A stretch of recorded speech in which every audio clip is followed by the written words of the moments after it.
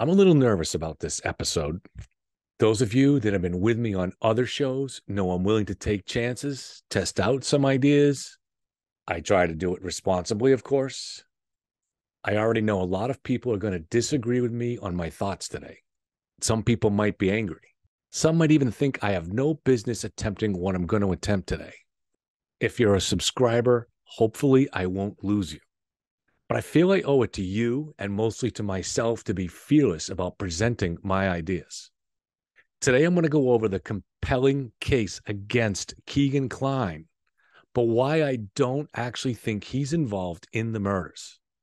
However, as we dig into this disturbing evidence, we'll also see why Keegan Kline seems to have been on the path to committing violence. Then I'm going to attempt to profile Richard Allen, recently arrested for the murders. We know very little about him, but it's a useful exercise because making predictions forces us to dig deeper. Has Allen killed before, or is this his first kill? If it's his first kill, why did he start killing at 45 years old? I have to be upfront here. Some of the conclusions or predictions I've formed will probably surprise many of you. Let's see if I can make the case. Only time will tell. If you disagree, please join the conversation. I'm not afraid to be wrong. Learning often begins with being wrong, which means I should have learned a whole lot in my life. Well, let's get to it.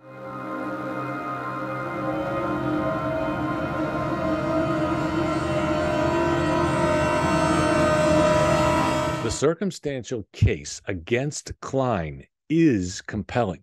He created the fictional online character Anthony Shots in order to catfish underage girls. He's currently in jail awaiting trial for possession of child porn and related charges. What we know for certain is that Kline used his Shots character to get girls to send him inappropriate pics and videos. But did he ever use it to arrange to meet any underage girls? The case for that is much weaker, though not non-existent. It's reported, I believe, by Libby's sister, Kelsey, that the Anthony Shots character said he was supposed to meet Libby at the bridge, but that she didn't show. It's always hard to know what evidence is credible. Police have revealed very little. Much of what we know comes from a document that the podcast called Murder Sheet found last spring on an official website. The document is a transcript of an interrogation of Kline by the police. It seems to be credible, and news sources besides Murder Sheet claim to have seen it before authorities took it down. We have to remember that cops are not required by law to tell the truth during an interrogation. Though I think they generally are trying to avoid lying. One, because if he catches them in a lie, it makes their job harder. And two, down the road, defense lawyers might take advantage of false police statements. However, police are not required to be completely honest. So we should be careful with what's said in the interrogation. For example, they tell Keegan he failed the lie detector test shortly after the murder. I think we should take that with a grain of salt. A lie detector test is not a binary thing. It's not a simple yes or no. There are a lot of gray areas in a test like that. So there might have been some part of that test where Kline's response showed anxiety, and the police expanded on that during their later interrogation. I read through the transcript again recently. It's alarming to see the path Kline seemed to be heading down. Police told him he had on his phone very graphic and very disturbing video involving young kids. He reacted in shock and horror, but it wasn't convincing. In the weeks after the Delphi murders, Kline had searched for things such as how long DNA evidence lasts. And most troubling, he searched for images of the children killed in Sandy Hook. In the interrogation, the police were taking the position that they didn't believe Keegan was the killer, but they kept pushing on his father, Tony, possibly being the killer. There was nothing in the transcript that put Keegan or Tony at the crime scene. Police tracked their cell phones, and if either of these guys went to the crime scene, they didn't take their phones with them. The phones were at home. They also went over a very troubling incident where Keegan, using the Anthony Shots account, seems to have catfished an underage girl in a family that he personally knew. And one afternoon, the girl got off the school bus to find a man in a ski mask lurking by her bedroom window. Keegan denies this was him, but it seems very likely it was. But Murder Sheet has also reported that police discovered that Keegan searched for the Marathon gas station in Delphi on the day of the murders. The Klines lived about 40 minutes away from the Monon High Bridge. If this report is true, it really sharpens the case against Keegan. None of the evidence puts him in Delphi, but searching for a gas station in Delphi on the day of the murders puts him somewhat on the map. However, I don't find the evidence that he searched for the gas station to be credible. Why? Read the transcript. The police tell Keegan he deleted his search history from February 10th to February 15th. The murders were on the 13th. If he deleted his search history, I don't see how the police could know that he searched for the gas station on the day of the murders. What's more, the police don't mention such a search in their interrogation. And they would have. They absolutely would have mentioned it if they had that information.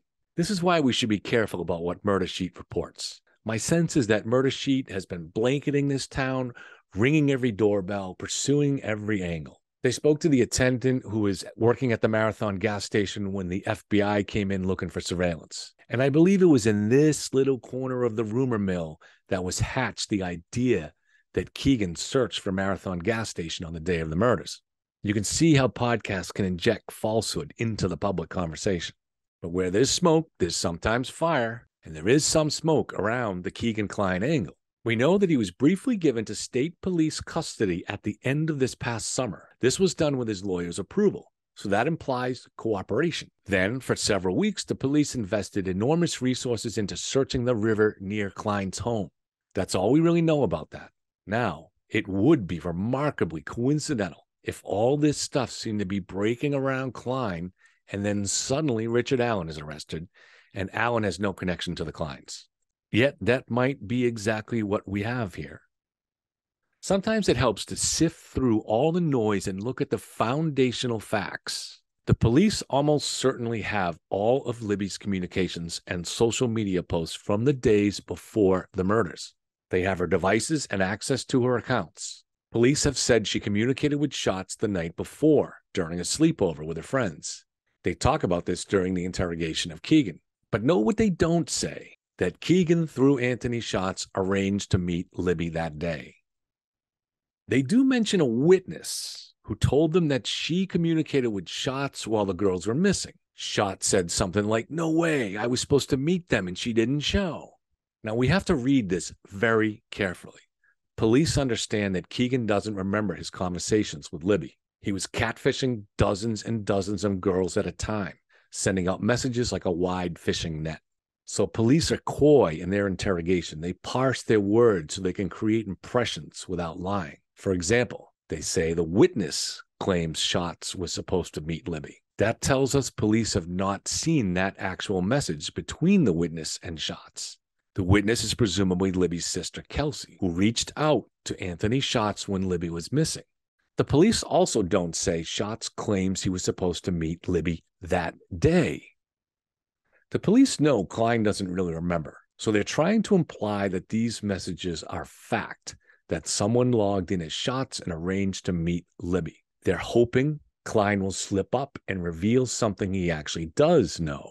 But the bottom line is this. Police have not discovered any messages between Libby and Anthony Schatz where a meeting was arranged. Had they discovered anything like this, they would have used it in the interrogation.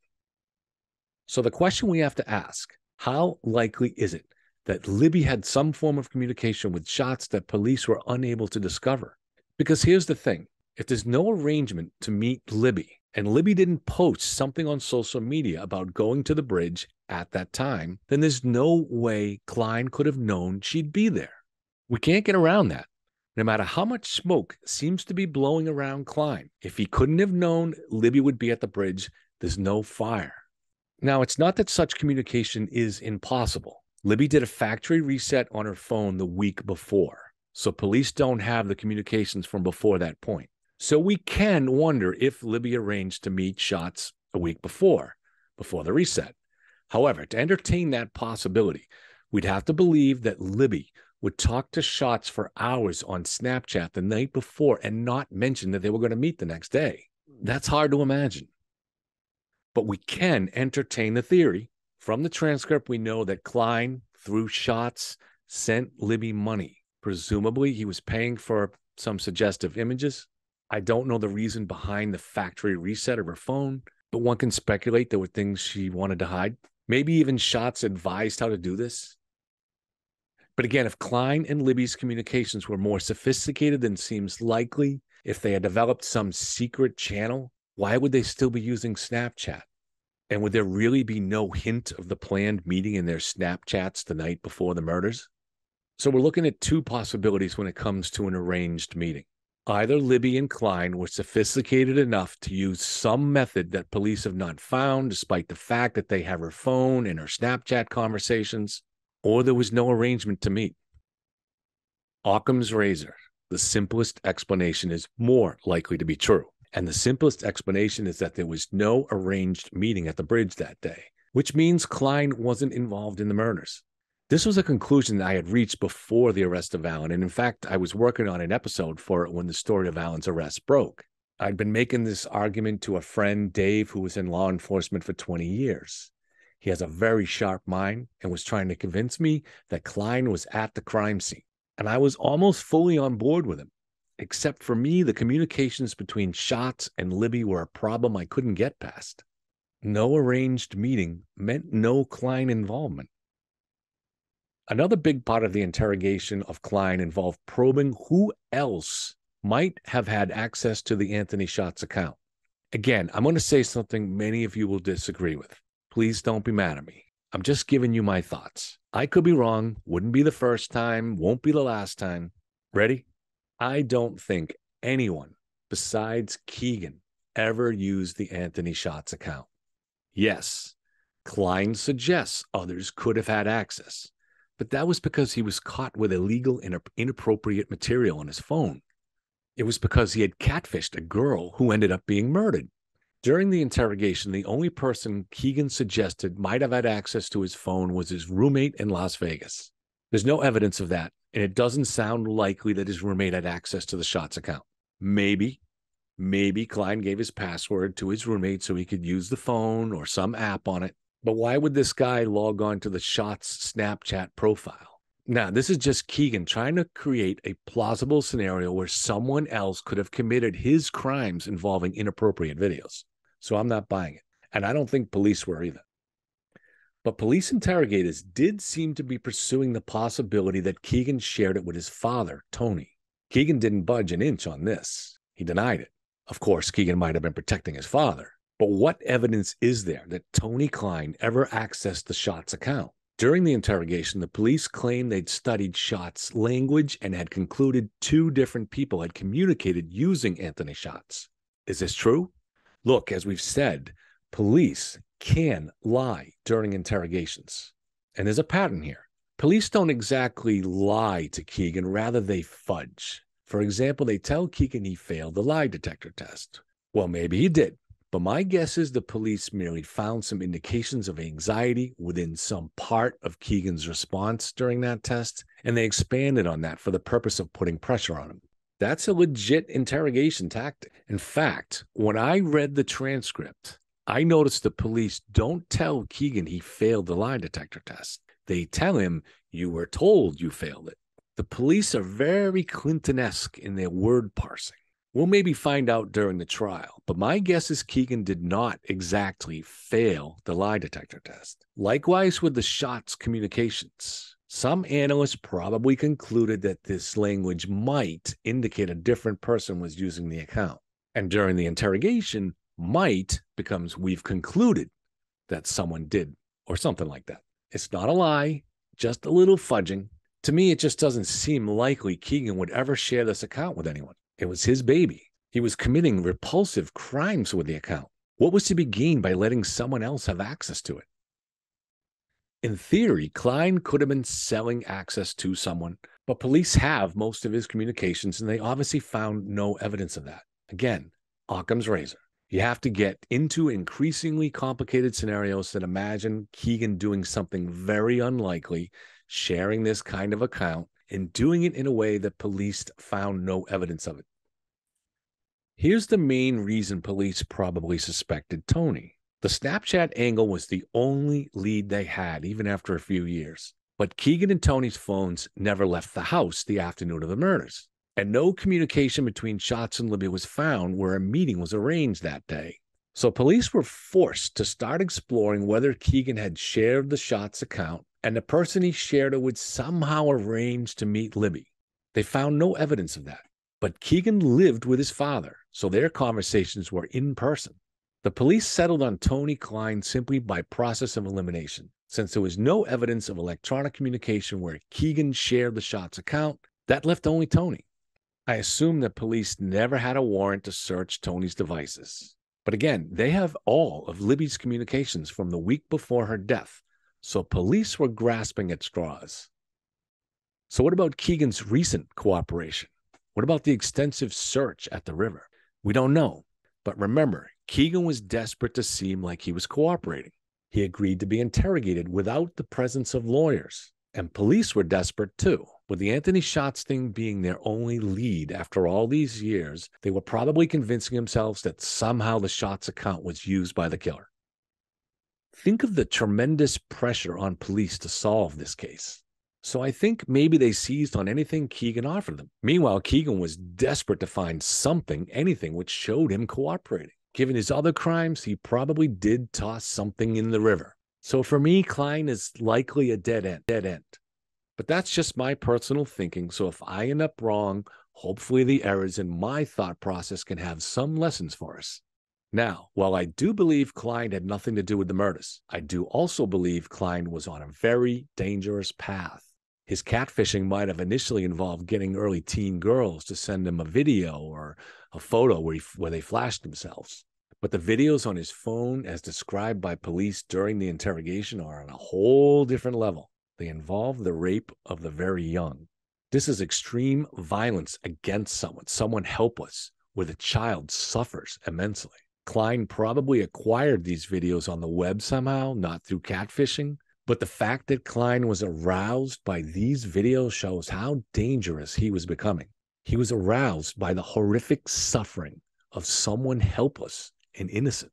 I mentioned earlier that Keegan seems to have shown up wearing a ski mask at the bedroom window of an underage girl he contacted.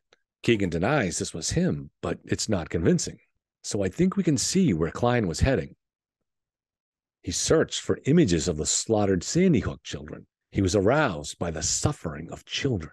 He was a predator in the making. Let's hope he's behind bars a very long time. Finally, I want to attempt to profile Richard Allen. I know nothing about him other than what's reported. I'm not a trained profiler. I claim no special knowledge or insight. So why attempt it, right? Well, for me, the deepest learning we achieve is by making predictions and seeing how they hold up. I have a degree in history, and history has always been my passion. At the beginning of this year, I kept telling a friend of mine, Tom, who also follows historical events closely, that I didn't believe Russia would invade Ukraine. I reasoned that such an invasion would be foolish and that Putin was no fool. There was much more to be lost than gained from such an invasion. The threat of invasion would achieve much more. Well, as you can see, I was wrong. Did I learn anything? Yes. Putin is no fool. Heartless, yes, but no fool. Over the decades, he's proved to be a very good strategist. So what I learned is that even smart strategists can make very foolish blunders. Of course, we've seen a lot of that in history. It's not new, but it's also helpful to see what led to Putin's miscalculations. His biggest mistake was underestimating his opponents and overestimating his own forces. In any case, my prediction was wrong, but I don't regret making it because it helped me learn. So I'm going to make some predictions here about Richard Allen. These are speculations based on what little is known. No doubt some of my predictions will turn out wrong. Maybe all of them will. But I feel it will help me gain new insights. Feel free to add your own predictions below. If you think I've made a good effort in this, please click subscribe. And if you want to really support me, there's a little bell next to the subscribe button for notifications. Much appreciated. Very much. And thank you. Now to my profiling of Richard Allen. I predict he was not abused as a child. He had a more or less normal upbringing. I predict this was his first kill. I conjecture that his daughter moving out or planning to move out was kind of a trigger. By trigger, I don't mean cause. I mean a barrier which kept him from killing before was now removed. I don't believe anyone else was involved in the murders. The only reason he has not killed again since then was lack of opportunity. He lives in a very small town and only a mile and a half from the murder scene. Killing again would have been incredibly risky. I think the police profilers correctly profiled him in 2019 as being a man in his 40s, a father, a man who saw himself as a good father, a first-time killer. I predict that among the evidence police find will be binoculars contaminated with blood or DNA. Finally, I suspect Alan has been lurking in the Reddit forums and on the YouTube channels. Maybe he even comments. Who knows? He could even be the infamous Lee Kerr. So let's get on my list and I'll explain my thinking. If he had been abused as a child, I think his violent crimes would have started earlier, and he wouldn't have been in a marriage for 31 years. Indications are that he at least plays the role of a decent human being. He's generous and helpful in his position at CVS Pharmacy.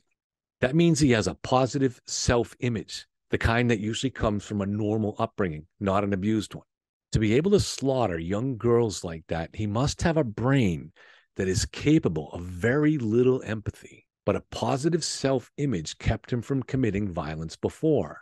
The arousal he received from seeing innocent people suffer evolved over time, over many years. It may have gone like this. At first, he started viewing younger and younger inappropriate images. But the line was crossed when he first watched the raping of young girls. But because he's incapable of empathy, this didn't horrify him. Perhaps because of its taboo nature, it aroused him. However, guilt created discomfort. It didn't fit his positive self-image.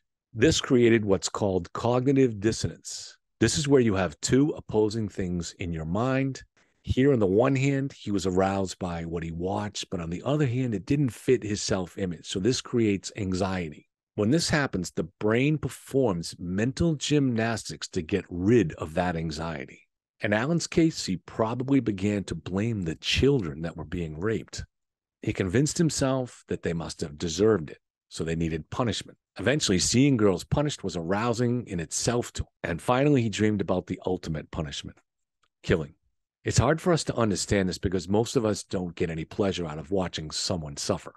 Last night, I was watching clips from the old Clint Eastwood movie, The Unforgiven. There's a scene where Gene Hackman is kicking the crap out of a frail, older Richard Harris. I have to fast forward through scenes like that. Watching someone helpless get the crap kicked out of them bothers me, even in just a movie. So it's a challenge for me and for most of us to understand getting pleasure from watching the suffering of someone else, especially someone helpless or innocent. But we all know what it's like to feel pleasure at watching something. In the case of a predator, it's the suffering of someone else. There's probably an evolution to get to that point and much further evolution to get to where they act on it. There would usually be barriers that they must cross before acting. In Alan's case, the primary barrier, I believe, would have been his daughter. I posted this profile prediction in Reddit last week, right after the arrest broke. A prediction centered on the daughter being a trigger. A day later, someone replied that they saw that Alan's daughter had become engaged a few months before this. If true, that fits what I'm saying. And consider this. If Alan has a brain incapable of empathy, that's what we call a psychopath. Psychopaths are capable of love, a kind of love, but it's warped because emotional development is very different when you don't feel empathy. Think of the Reverend Jim Jones and his cult. He loved his church members, but for him, love was about power and control. If someone tried to leave the cult, he felt this as betrayal. Richard Allen might have felt this when his daughter got engaged. So not only was the barrier removed, but he felt a need to assert power over another. So he began hunting. The bridge near his house was a perfect trap, and February was the perfect month for it. The trail was wide, and with no leaves on the trees, he could see through the woods onto the trail a good distance. See who was coming. See if there was any potential witnesses. He probably spent hours in those woods searching through binoculars. There might be DNA or blood evidence on those binoculars. Why do I think the police profilers pegged the killer as a father who saw himself as a good father? I've stated in a previous video where I discussed the shack that Carter would not speak off the cuff when addressing the killer in that press conference in 2019. Every syllable would be crafted beforehand by profilers. They'd be terrified that the killer would strike again. They were hoping to seize upon his self-image as a good father in order to reestablish the barrier that previously stopped him from killing. How did they come to create this profile? I don't know. It's possible there were clues at the crime scene that suggested this was a first kill. I don't want to speculate on the crime scene. But as I said over a month ago, based on Carter's shack reference, I believe the police profiled him as seeing himself as a good father. That seems to be holding up. Alan worked alone because that's usually the case. It's too risky to tell someone else you have these kind of fantasies. If he'd been arrested for sexual charges in the past, he might have developed connections with like-minded people in jail. Jail is kind of college for these people. But he was not arrested in the past for that. So he worked alone. He hangs around Reddit because he wants to relive this case as much as possible. So he can't resist it. Okay, if you made it all the way to the end here, thank you very much. Time will tell if I got any part of this right at all. This is a very small channel. We don't influence any investigations, so I really appreciate having you with me. Sharing my thoughts with you helps me focus them, hopefully helps me learn. You disagree with some or all of it? Okay, good. Post what you think, and we'll all hopefully gain insights together, both from what we get right and what we get wrong. Friday, we'll have another foray into fiction. Sorry I didn't get the story up last week. My dad was in the hospital, what turned out to be AFib. He's okay now. So I didn't finish the video editing of it. We're calling Fridays Creepy Friday. The idea is to post some spooky tales. The story going up this week, The Thing Under the Bus, was written by me a few years ago, and it's been heard or watched by about 200,000 people on other YouTube channels. Let me know if you have any ideas for a good story that might give us a little scare. If you'd like me to come over and cut your grass or bag your leaves, click subscribe, maybe notify, and I'll try to squeeze you in. Later.